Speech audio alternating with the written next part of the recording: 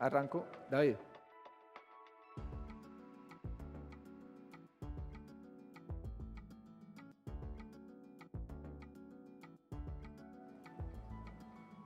Bueno, buenos días. Les doy la bienvenida a esta sesión, segunda sesión del Diplomado en Emergencia Climática.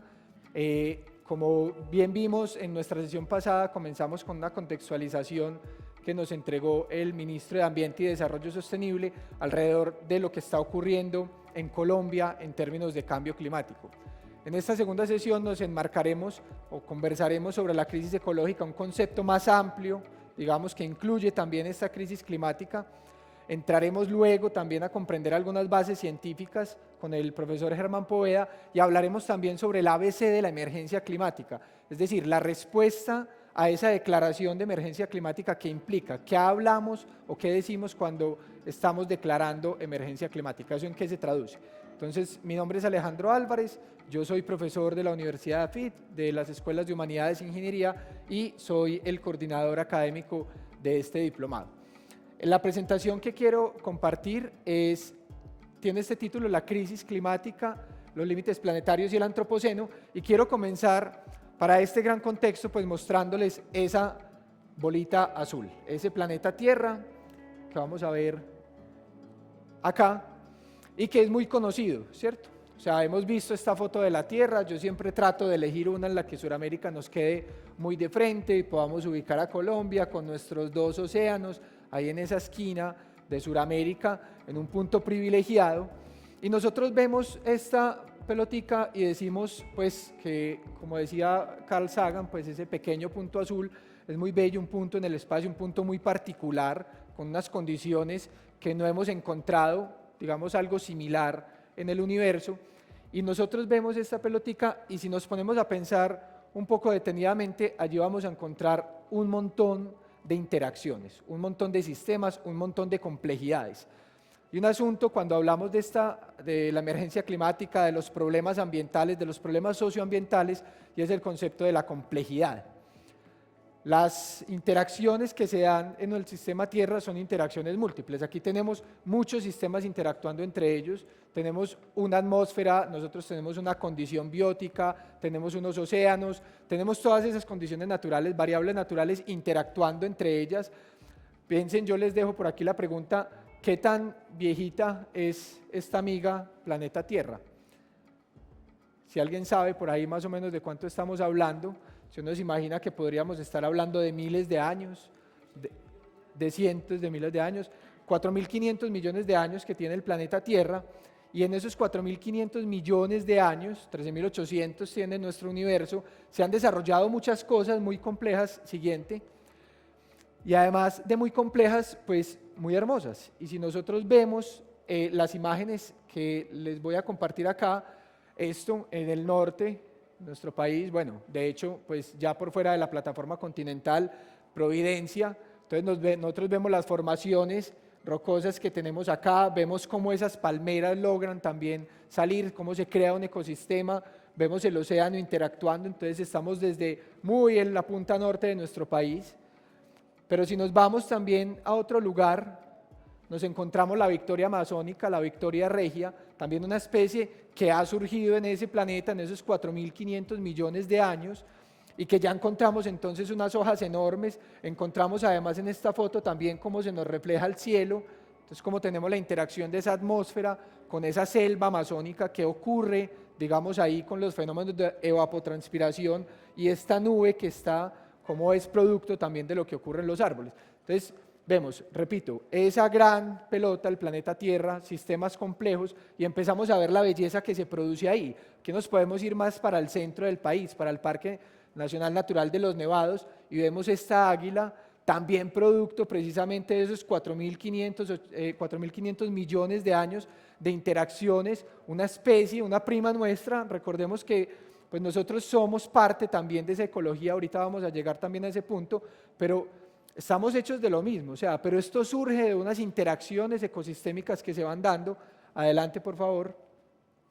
Tanto esa mariposa como esa águila, perdón, como esta mariposa en mi jardín y el tango del que se está alimentando. nuevamente, interacciones. Se ha necesitado mucho tiempo, se ha necesitado mucho esfuerzo para que la Tierra logre producir este tipo de imágenes y este tipo de bellezas. Nos podemos ir entonces también ahora hacia el oriente y nos encontramos con estos cerros de Mavecure, estas formaciones rocosas, ¿cierto? Que encontramos ahí los tres cerros, con ya también toda una, digamos, cultura, una identidad, unas leyendas que surgen alrededor de esto, y empezamos a meter un poquito aquí el factor humano. Entonces venimos desde ese gran planeta Tierra, mucho tiempo, con muchas interacciones, para crear todas estas cosas. Cuando hablamos de interacciones ¿de qué?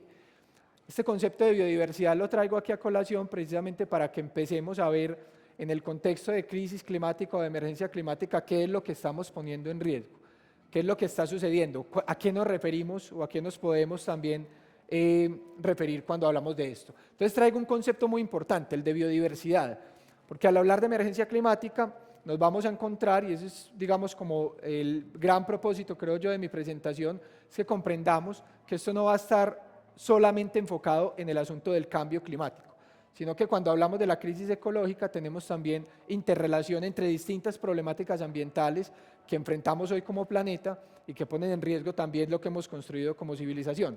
Entonces, el concepto de biodiversidad me va a permitir leer rápidamente esta definición del convenio sobre la diversidad biológica. Nos dice, la biodiversidad es la variabilidad de organismos vivos de cualquier fuente, incluidos entre otras cosas los ecosistemas terrestres y marinos y otros ecosistemas acuáticos y los complejos ecológicos de los que forman parte. Comprende la diversidad dentro de cada especie, entre las especies y de los ecosistemas. Entonces, un punto fundamental aquí, cuando hablamos de biodiversidad no estamos hablando solamente de variabilidad de especies, que tengamos muchos animalitos, son reducciones que muchas veces hacemos. Entonces la biodiversidad es que tenemos muchos animales, además de los animales están las plantas, tenemos muchas otras cosas, pero también hablamos de los complejos ecosistémicos completos. O sea, vamos a hablar de biodiversidad desde una escala de diversidad entre una especie, que es muy importante, y nosotros somos una especie más, recordemos eso siempre, Homo sapiens, una especie más, además por mucho tiempo no fuimos los únicos homo, no fuimos los únicos humanos presentes, pero somos entonces diversidad dentro de una especie, diversidad entre especies y diversidad de ecosistemas. Y es de la interacción entre los distintos individuos de una especie, entre las distintas especies y entre los distintos ecosistemas que surgen asuntos muy importantes para nuestro provecho como seres humanos, pero también para el simple funcionamiento de este milagro que llamamos Tierra. Adelante, porfa. Vamos entonces ahorita, nos vamos a ir para el occidente para ver otra definición. Y aquí hacemos el recorrido, quería mostrar algunas de esas particularidades ecosistémicas de Colombia, como les digo, desde Providencia hasta el Amazonas, desde el Parque de los Nevados o mi antejardín en Envigado, pero nos vamos también a Mavecure y ahorita viajamos al Chocó para ver esta definición de ecosistema, porque nos decían que era diversidad de ecosistemas, ¿cierto? También la biodiversidad. Entonces vemos la diversidad, la definición de ecosistema que nos dice que es un complejo dinámico de comunidades vegetales, animales y de microorganismos y su medio no viviente que interactúan como una unidad funcional.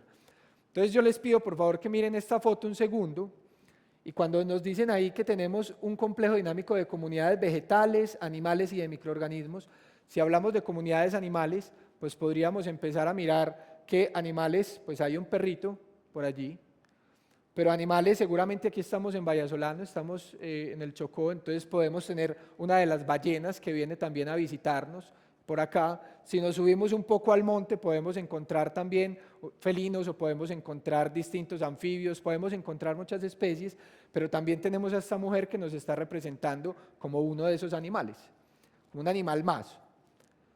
El asunto de nosotros entendernos como naturaleza es importante más allá pues, de reconocernos en una definición, sino también entender que nosotros hacemos parte de las interacciones ecosistémicas que han dado forma a la Tierra. Entonces dijimos, todo lo que han surgido por interacciones, surgen estos paisajes, surgen estas especies, surgen estas cosas, también nosotros somos una especie más y estamos dentro de ese concepto de ecosistema, dentro de ese concepto de biodiversidad, dentro de ese concepto de ecología.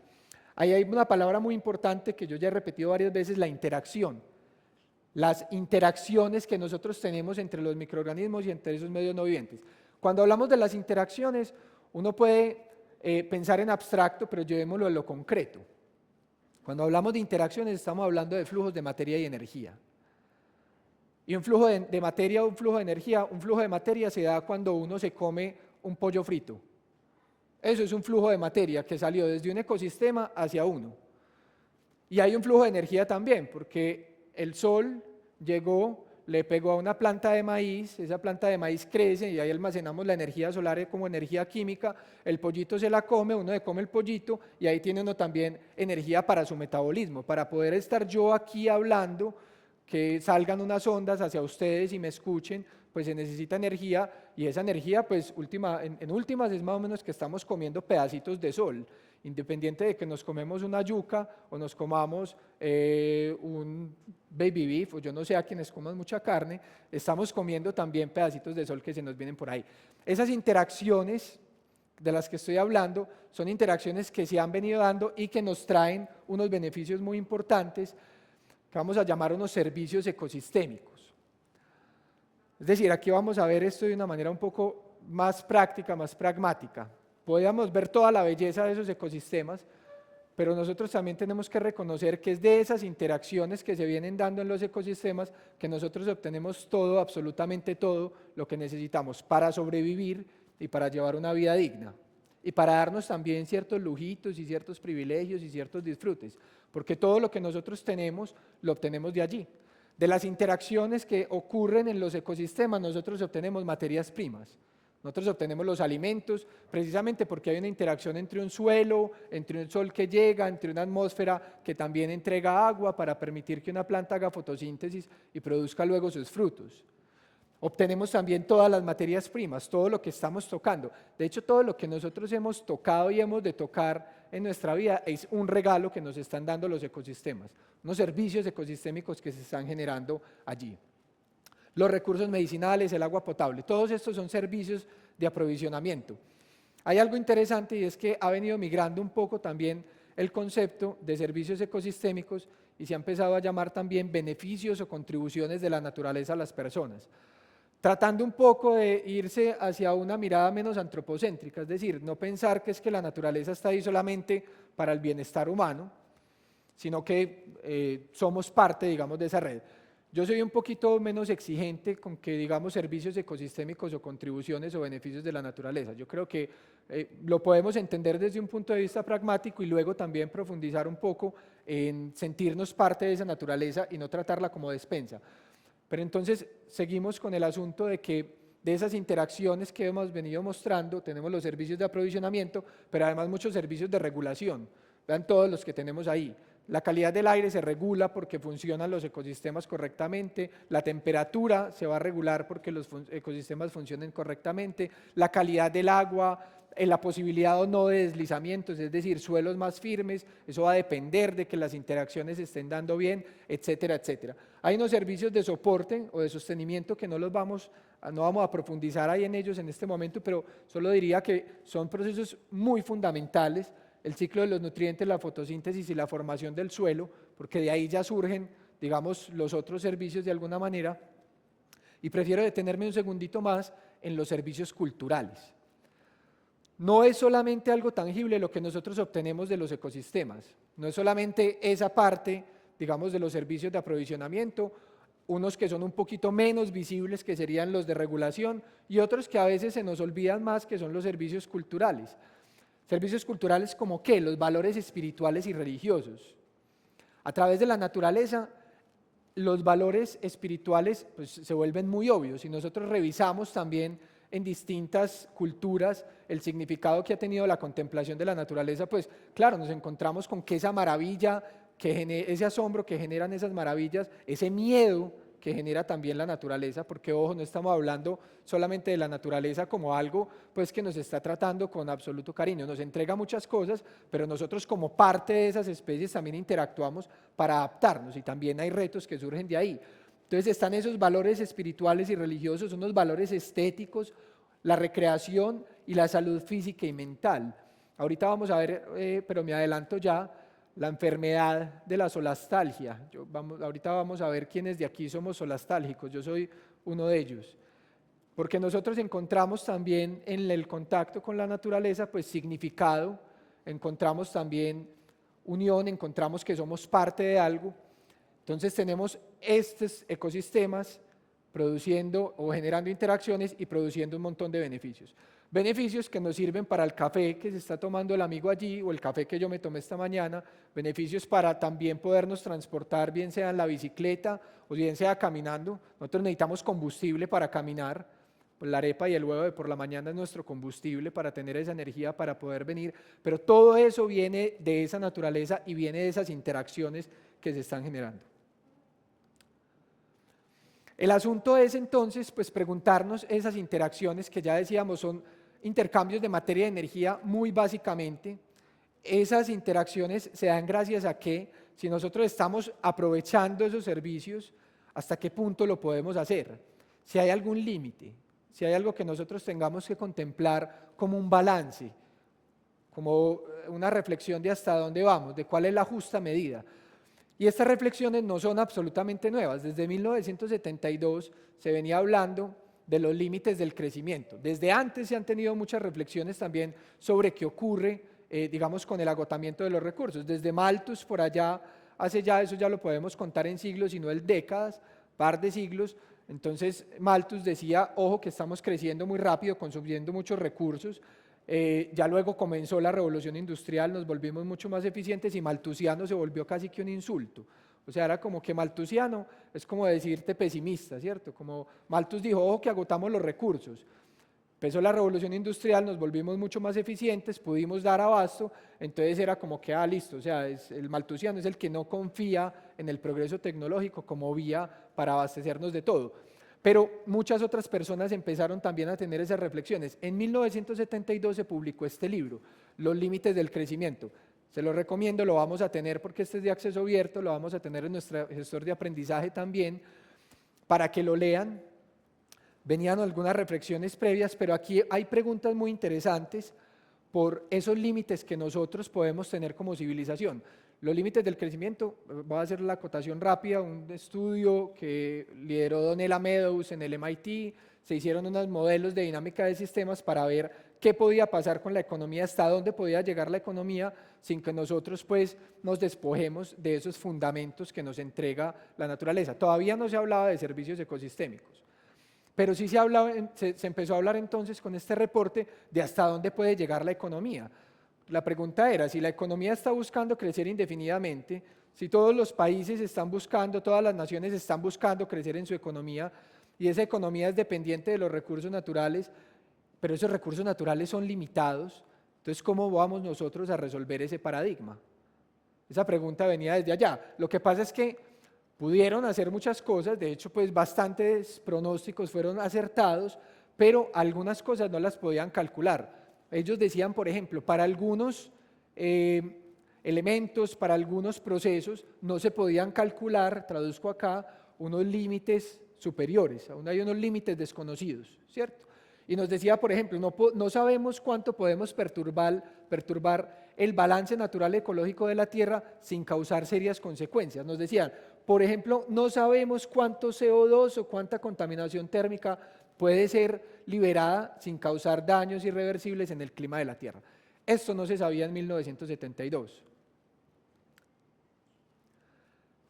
Pero fuimos avanzando en esa exploración de los ecosistemas. Recuerden que en el 72, o si no, pues también la cuñita ahí, fue esa famosa conferencia de Estocolmo, la conferencia sobre medio ambiente humano. Entonces, este libro también cayó ahí como un asunto de discusión muy grande. A ellos también les dijeron malthusianos. Pero seguimos avanzando en la exploración de esos ecosistemas, de esos límites, de eso hacia dónde va.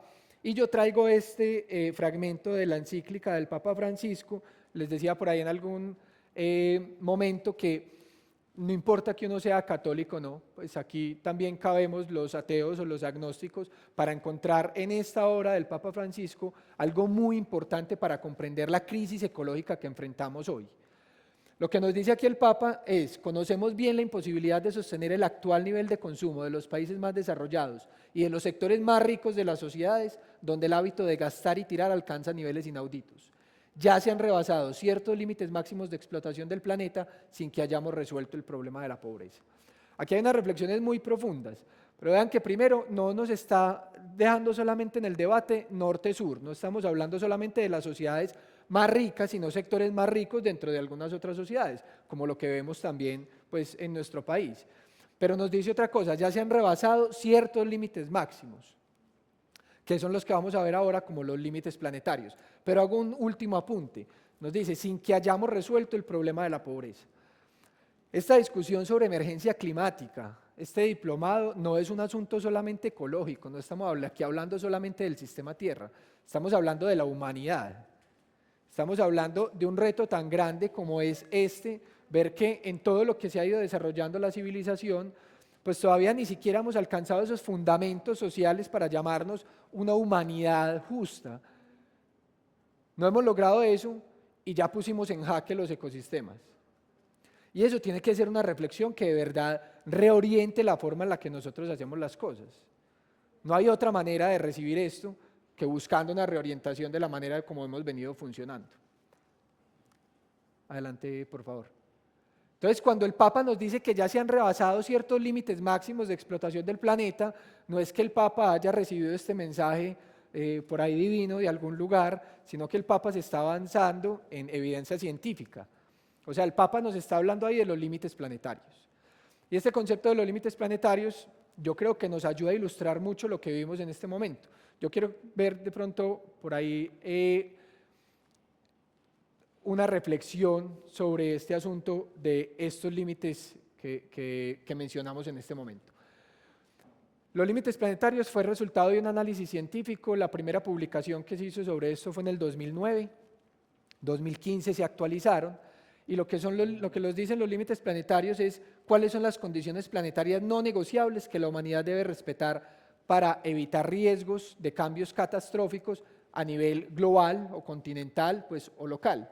Como les decía, es el resultado de un análisis científico, no es simplemente decir yo qué creo que es lo que está funcionando ahí. Entonces encontramos en el análisis de los límites planetarios 9 procesos críticos del sistema Tierra. O sea, esa pelotica que veíamos al principio, que se definen todos esos ecosistemas que vimos solamente los de Colombia, algunos de Colombia, esa pelotica que hay ahí funciona con distintos procesos claves, y esos procesos claves fueron los que se identificaron acá. Y se preguntó también hasta qué punto podríamos llegar nosotros a perturbar esos procesos fundamentales del planeta Tierra, para que siga precisamente funcionando, para darnos, por un lado, de manera muy pragmática, para darnos todos esos beneficios de los que estábamos hablando, pero también pues para que siga existiendo eso, que no necesita validación por parte de los seres humanos también. Y yo creo que este es un punto importante para decir que hay que alejarnos un poquito de esa visión antropocéntrica. La riqueza de la naturaleza no está solamente en que nos entrega cosas, la riqueza de la naturaleza está ahí en la vida, ¿cierto? En esa riqueza intrínseca, en esa belleza que tiene. Entonces se identifican 9 procesos clave. Vemos el cambio climático, vemos uno que llamamos nuevas entidades, que se refiere a nuevas sustancias químicas que producimos. No quiere decir que todo lo químico sea malo. Es que uno le dicen, vea, usted está metiéndose químicos, pues que químico es también un huevo, ¿cierto? Y es también el café, eso es también un químico, ¿cierto? Todo eso es químico. Y no todas las sustancias que nosotros producimos tienen que ser nocivas. O sea, lo natural no necesariamente siempre va a ser más ambientalmente amigable, eso lo tenemos que saber. Pero también hay que reconocer que hemos creado muchas sustancias químicas que no sabemos cómo manejar, no sabemos qué impacto tienen, o sabemos qué impacto tienen y las seguimos tirando a los ecosistemas. Vemos entonces, voy a pasar rápidamente, el agotamiento del ozono estratosférico, la carga de aerosoles en la atmósfera, la acidificación de los océanos, los flujos biogeoquímicos o bioquímicos, el uso del agua fresca, el cambio en el uso del suelo y la integridad de la biosfera. Entonces vemos el cambio climático como uno de esos 9 límites planetarios. Y lo ponemos en alerta. Lo ponemos en alerta porque nosotros ya cruzamos ese límite. Cruzamos ese límite, estamos en una zona de incertidumbre, una zona de riesgo incremental, pero ya cruzamos ese límite. Al decir cruzamos, pues no nos vamos a detener acá a explicar cada uno de ellos, pero es que cada uno de estos límites trata de definirse en variables específicas. Entonces, para el cambio climático sabemos que tenemos un gran protagonista, ese CO2 equivalente. Pero también empezamos a medir pues, asuntos de radiación o de temperatura, pero entonces decimos, eso que se definió como un límite ya se cruzó, estamos en un umbral de riesgo incremental y nos arriesgamos a llegar a estar más allá de esa zona de incertidumbre donde realmente hay un alto riesgo. O sea, ya estamos en condición de riesgo, pero vamos hacia esas condiciones de alto riesgo. Pero vean que estamos hablando de emergencia climática, estamos hablando de uno de los 9 límites planetarios. Y eso tiene que generar también aquí esa reflexión de que pues al hablar de este diplomado vamos a enfocarnos en el cambio climático, en la crisis climática, pero vamos a estar tocando, ojalá, todos estos, porque interactúan entre ellos, porque están muchas veces siendo generados por una misma fuente. Por ejemplo, la acidificación de los océanos, que muchas veces se piensa que es porque estamos vertiendo ácido en el océano. No, la acidificación de los océanos se da por el CO2. O sea, el mismo problema que estamos hablando para el cambio climático está acidificando los océanos. Por el contacto entre la atmósfera y los océanos, ese CO2 se absorbe, se convierte en ácido carbónico y tiene implicaciones tan graves como que el plancton, esa base de la cadena trófica en los océanos, pues empieza a deshacer, y si no hay plancton, pues no va a haber pesca y las pérdidas económicas son tremendas. Para poner un ejemplo muy concreto. Entonces, lo que vemos es que tenemos ese del cambio climático, pero tenemos otros 3 límites que se han sobrepasado también ya. Se ha sobrepasado el del cambio en el uso de la tierra, también en esa zona de riesgo incremental, y hay 2 en los que ya estamos en la zona de alto riesgo, en la biodiversidad, en la diversidad genética y en los flujos bioquímicos.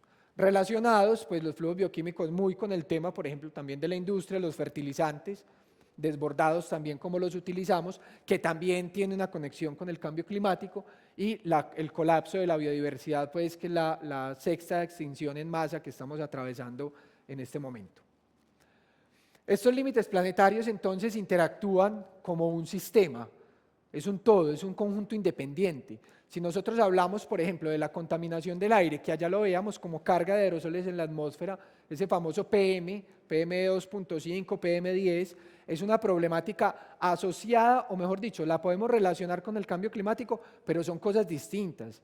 Y muchas veces nos confundimos también al hablar de las problemáticas ambientales, y hay que empezar a diferenciar estas distintas problemáticas. Hay contaminantes atmosféricos, hay aerosoles que pueden generar ese aumento en la temperatura, que también funcionan pues como gases de efecto invernadero, pero eso no necesariamente es así. Entonces, cuando hablamos de estas problemáticas, yo creo que también entonces lo vamos relacionando con el asunto de por qué lo declaramos como emergencia. Y estas caricaturas de McKay, de este caricaturista, a mí me parecen muy interesantes en su evolución.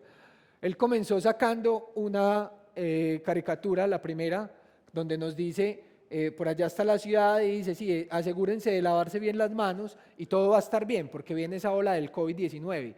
Pero él decía, pero es que detrás viene todo el asunto de la recesión, que va a ser más grave que la enfermedad como tal. Y después dijo, no, pero ¿sabe qué? O sea, es que realmente lo que viene después es todavía más fuerte, y es el cambio climático.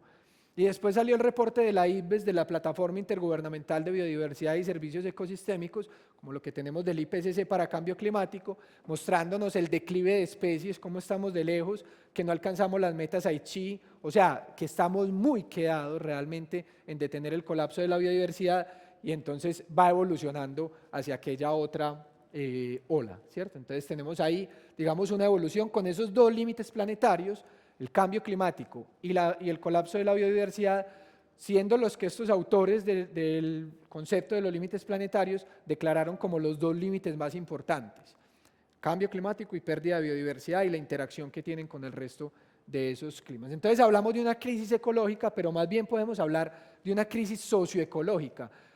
Y es muy importante entonces, repito, que nosotros comprendamos que en esos ecosistemas, o en esa pelotica que vivimos, el planeta Tierra, tenemos toda la complejidad ecológica, pero también tenemos toda la complejidad social.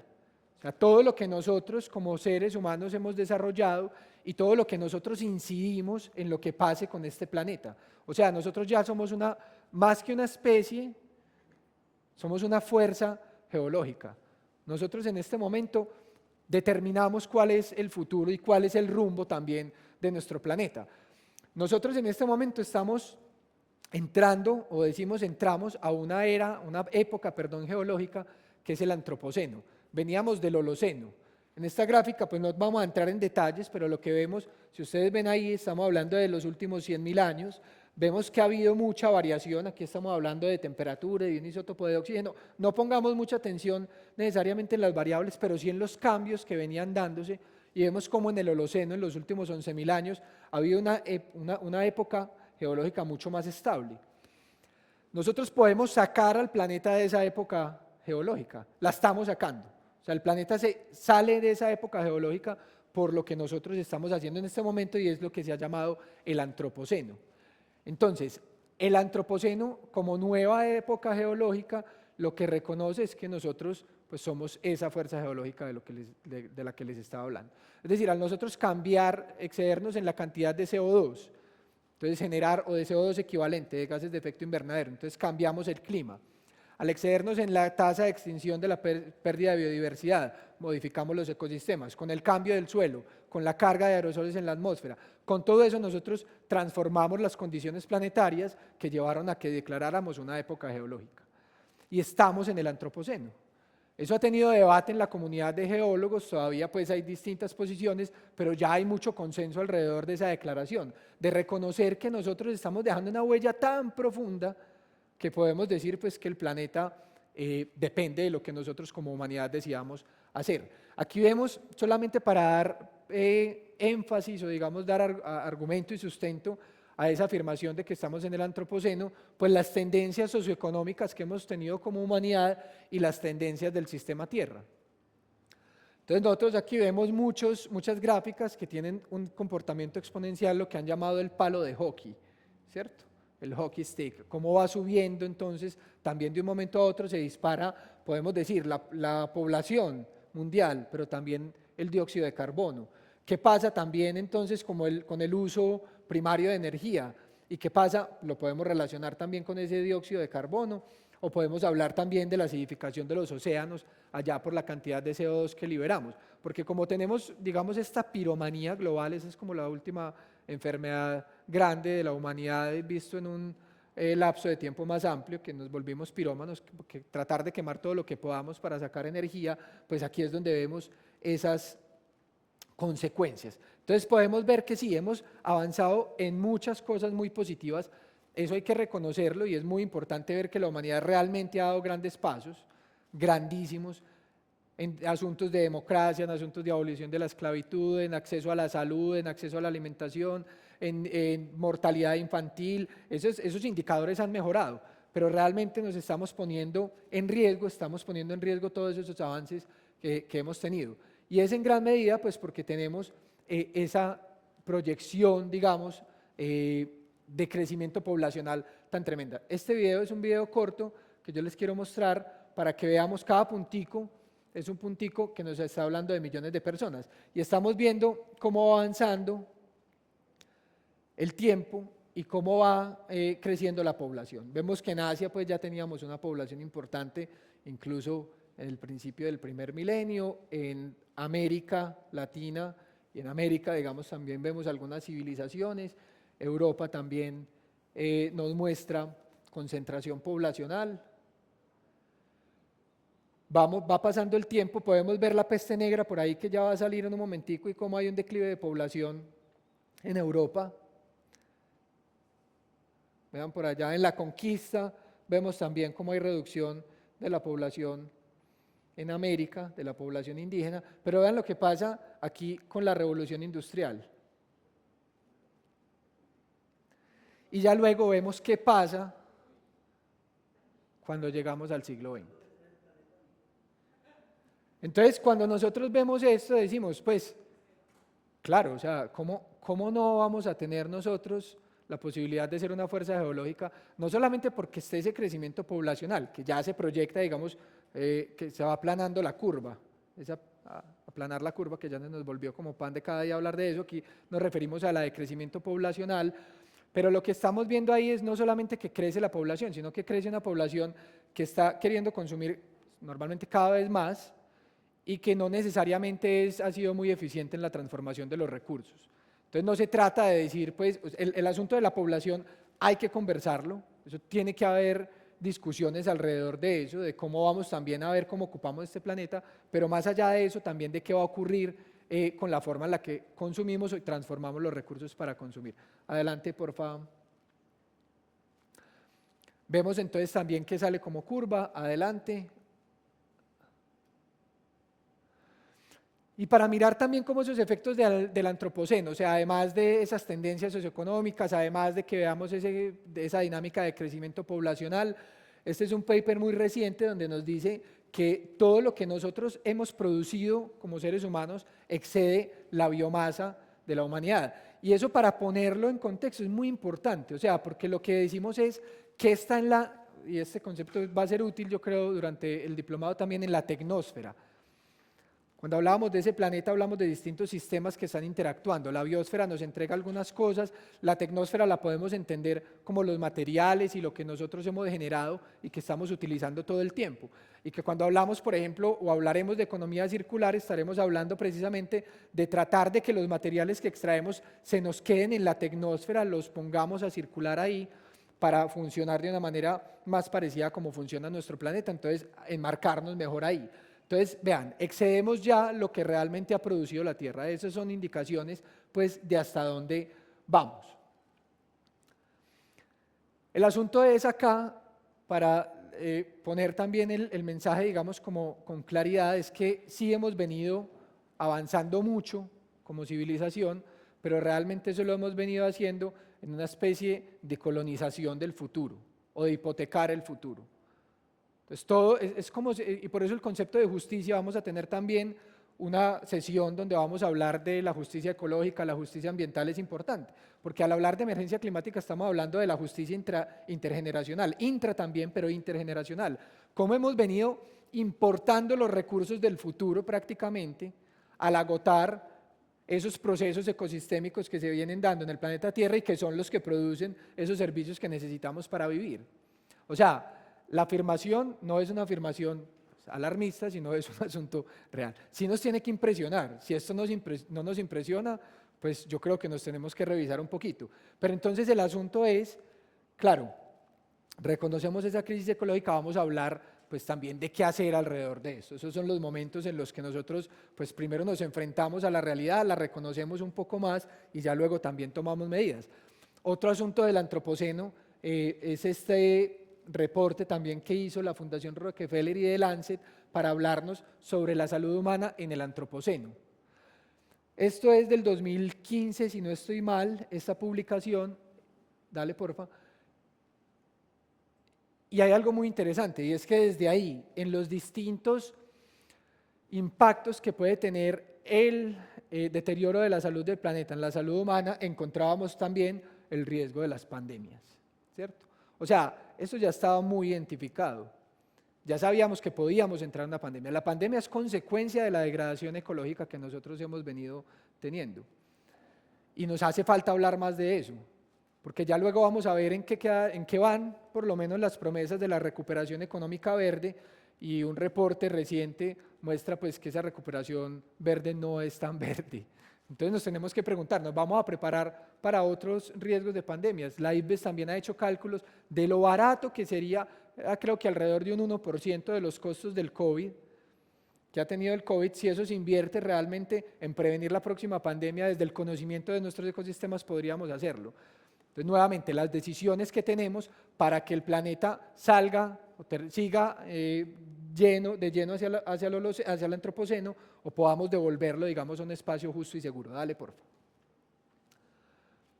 Entonces, hay varios mensajes claves de este reporte donde nos dicen realmente podemos encontrar una salida de esta crisis y encontrarnos, y este es un concepto que yo siempre comparto, y me parece fundamental que lo tengamos como hilo para este diplomado, y es el concepto de operar dentro de un espacio justo y seguro como humanidad. Si hablamos de sostenibilidad, de culturas regenerativas, de sustentabilidad, porque hay muchas discusiones alrededor de los términos también, yo creo que lo más importante es que sepamos que nosotros tenemos que comprender la operación de la humanidad como un acto de balance. Un acto de balance quiere decir, nosotros tenemos que construir una fundación social. Esto es lo que la figura de la economía rosquilla de Kate Raworth, yo la colombianicé como el pan de queso, y ha sido bastante exitoso también el término para sentirlo más propio, pero lo que tenemos es operar dentro de un espacio justo y seguro para la humanidad, es que tenemos que construir una fundación social, o sea, lo que nos decía el Papa, que tenemos que superar esos límites, ¿cierto?, de pobreza, y pobreza entendida como pobreza multidimensional, pero tenemos que quedarnos debajo de un techo ecológico, o sea, no cruzar esos límites planetarios que ya cruzamos. Entonces, esa operación dentro de un espacio justo y seguro como humanidad, cuando nosotros revisamos el desempeño de los países en el mundo, nos encontramos con que no hay país desarrollado.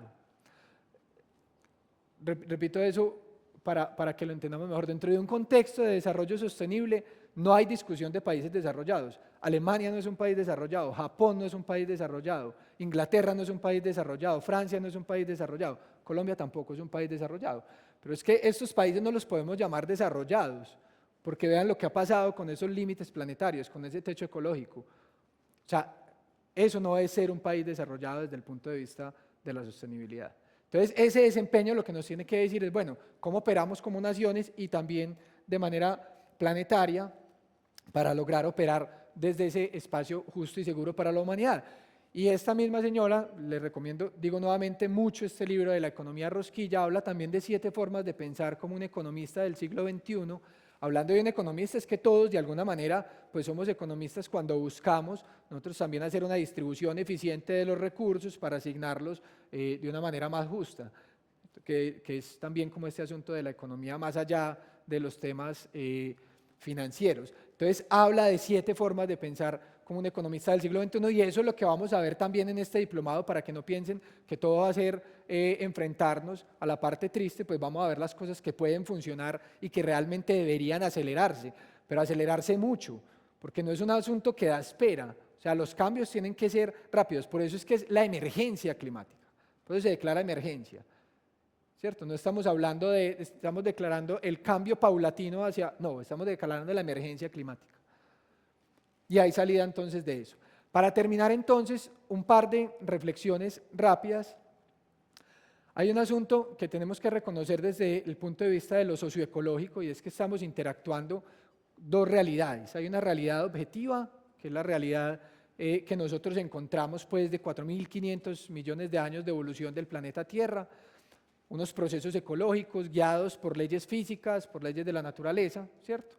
Y tenemos una realidad imaginada. Esto lo describe así Yuval Noah Harari en su libro Sapiens, en el de Animales a Dioses, y lo recomiendo mucho también. Y una realidad imaginada que es la realidad que nosotros hemos construido como civilización.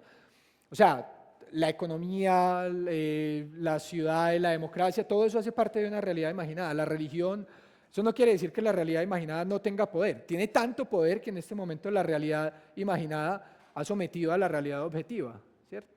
O sea, nuestro planeta, la operación, depende de lo que nosotros hagamos como seres humanos. Eso es precisamente el antropoceno. Pero entonces lo que tenemos que entender es que la naturaleza no tiene que someterse a nuestras leyes económicas o sociales, ¿cierto? No es porque decir, como a veces es como que, es que eso no es financieramente viable, entonces no, salir del cambio climático no da, entonces, bueno, cierra la discusión. O sea, el cambio climático, esos procesos no tienen conciencia para decir, bueno, entonces esperemos un tiempito mientras la humanidad progresa, de pronto, eso está pasando ya. Entonces, la naturaleza no tiene que someterse a nuestras leyes económicas, sino que nosotros, nuestra sociedad y nuestra economía, deben adaptarse a las leyes naturales. Y hay 2 palabras muy importantes: sometimiento y adaptación.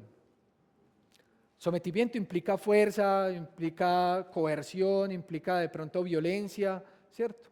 Adaptación quiere decir yo realmente tengo una relación más armónica con lo que está ocurriendo ahí.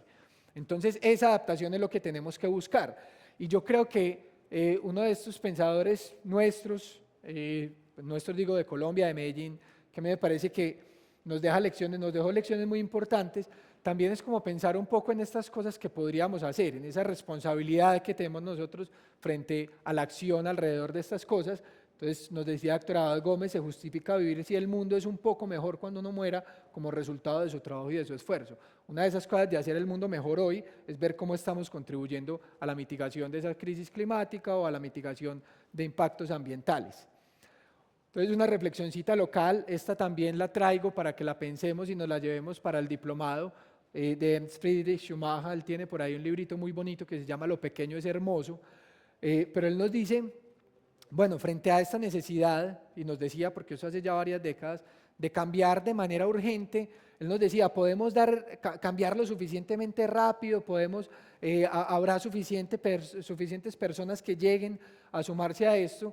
Él termina diciendo, vea, no nos preguntemos eso, si respondemos que sí, pues nos relajamos, si no, nos frustramos, más bien pongámonos a hacer lo que tenemos que hacer. Y es para decir esto, con esto, que lo que vivimos hoy, esa crisis ecológica, es el resultado de muchas pequeñas acciones que no han sido, digamos, como las más inteligentes en términos socioecológicos. La suma de muchas buenas acciones y de acciones inteligentes en términos socioecológicos también puede devolvernos a ese holoceno, ayudarnos a mitigar esos problemas. Entonces es también para no desesperarnos. Por eso es la década de la acción de las Naciones Unidas en este momento, de realmente volcarnos a la acción para salir de estos asuntos. Y aquí sí, para terminar entonces, el cierre de este libro de los límites del crecimiento. Viendo estos sistemas socioecológicos, esto que nosotros traemos como realidad imaginada, la naturaleza, ellos terminan el libro diciendo, el ser humano se debe explorar a sí mismo, o sea, sus metas, sus propósitos, sus valores, nuestros propósitos como sociedad y los valores que tenemos, tanto como el mundo que desea cambiar. O sea, buscar eso que tenemos que examinar nosotros individualmente, nosotros como sociedad, las preguntas que nos tenemos que hacer, pero también entonces ese conocimiento del entorno ecológico, saber qué es lo que está pasando ahí, investigar más alrededor de eso. Nos dice, la dedicación a las dos tareas es interminable. El quid del asunto no es solamente si la humanidad va a sobrevivir o no, más que eso es si va a sobrevivir sin caer en un estado de una existencia sin valor, o sea, de decir que nosotros podemos estar acá, pero el cambio climático va a seguir afectando a los más pobres, va a seguir afectando todo lo que nosotros queremos construir realmente como civilización. Esas son las preguntas entonces que tenemos y les agradezco mucho por su atención.